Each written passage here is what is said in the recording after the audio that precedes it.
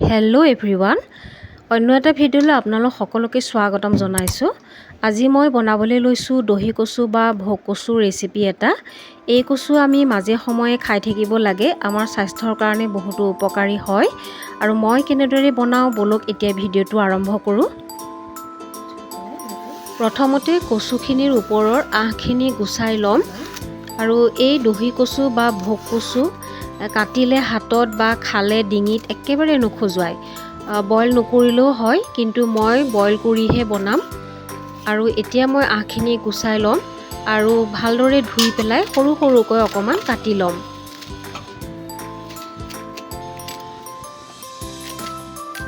কচুখিনি সৰু সৰুকৈ কাটি লোৱা হৈ গ'ল। এতিয়া গেছৰ ওপৰত কেৰাহী এটা উঠাইছোঁ আৰু ইয়াতে পানী গৰম হ'বলৈ দিম। আৰু এতিয়া মই কচুখিনি 10 মিনিটৰ কাৰণে বইল কৰি ল'ম।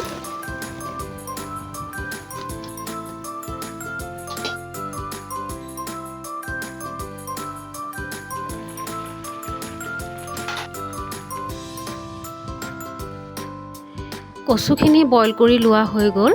আৰু এতিয়া মই পিঁয়াজ দুটা, আদা নহৰু পেষ্ট অকণমান, শুকান জলকীয়া আৰু গোটা জিৰা অকণমান, তেজপাত এনেকৈ লৈ লৈছোঁ। আৰু এতিয়া কেৰাহী এটা উঠাইছোঁ। ইয়াতে মই আজি কচুখিনিত এয়া মাছৰ মূৰ দি পেলাই বনাম। আৰু মাছৰ মূৰটো আগতে মই ভাজি থোৱা আছে, এতিয়া অকণমান গৰম কৰি লৈছোঁ। এতিয়া সেই কেৰাহীটোতে অকণমান তেল দি দিছোঁ।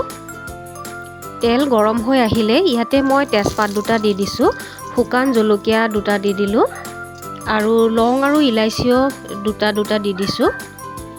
লগতে ইয়াতে গোটা জিৰা অকণমান দি দিম। এতিয়া মই ইয়াতে কুটি লোৱা পিঁয়াজখিনি দি দিছোঁ। আৰু পিঁয়াজখিনি দি হোৱাৰ পিছত অলপ সময় ভাজি ল'ম। তাৰপিছতে ইয়াতে আদা নহৰুৰ পেষ্টখিনিও দি দিম। আদা নহৰু আৰু পিঁয়াজখিনি অলপ সময় ভাজি ল'ম। তাৰপিছতে ইয়াতে বইল কৰি থোৱা এয়া দহি কচুখিনি ইয়াতে দি দিম। কচুখিনি ভালদৰে এবাৰ লৰাই লৈছোঁ। তাৰপিছতে ইয়াতে নিমখ দি দিম, হালধি দি দিছোঁ, ধনিয়া গুড়ি, জিৰা গুড়ি আৰু লাল মিৰ্চ পাউডাৰ অকণমান দি দিছোঁ। এতিয়া আকৌ ভালদৰে একেবাৰে সকলোখিনি বস্তু মিলি যোৱাকৈ অকণমান সময় লৰাই লৈছোঁ। আৰু এতিয়া মই অলপ সময়ৰ কাৰণে ঢাকি দিম। এতিয়া ঢাকনি খুলি আকৌ এবাৰ ভালদৰে লৰাই ল'ম। তাৰপিছতে ইয়াতে মাছৰ মূৰটো দি দিম আৰু অলপ পানীও দি দিম। এতিয়া আমাৰ কচুখিনি ভালদৰে সিজিব। আৰু এবাৰ ভালদৰে লৰাই লৈ এতিয়া ঢাকনি মাৰি ভালদৰে সিজিবলৈ দিম।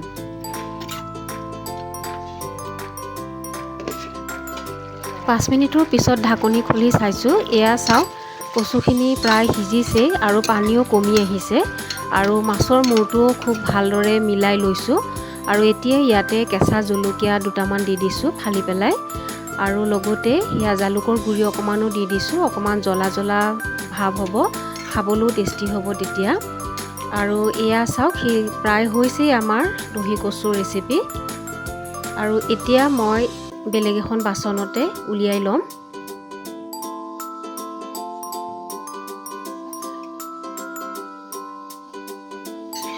এই দহি কচু বুটৰ লগত, ৰঙালাও, যিকোনো চব্জি, মচুৰ দালি দি পেলাই বনাব পৰা যায়। আৰু মই আজি খুব চিম্পুলকৈ বনাইছোঁ। আৰু আজিৰ এই ৰেচিপিটো যদি আপোনালোকৰ ভাল লাগে তেতিয়াহ'লে লাইক এটা কৰিব আৰু মোৰ চেনেলটো ছাবস্ক্ৰাইব কৰি দিব। আজিলৈ আহিছোঁ। Thank U.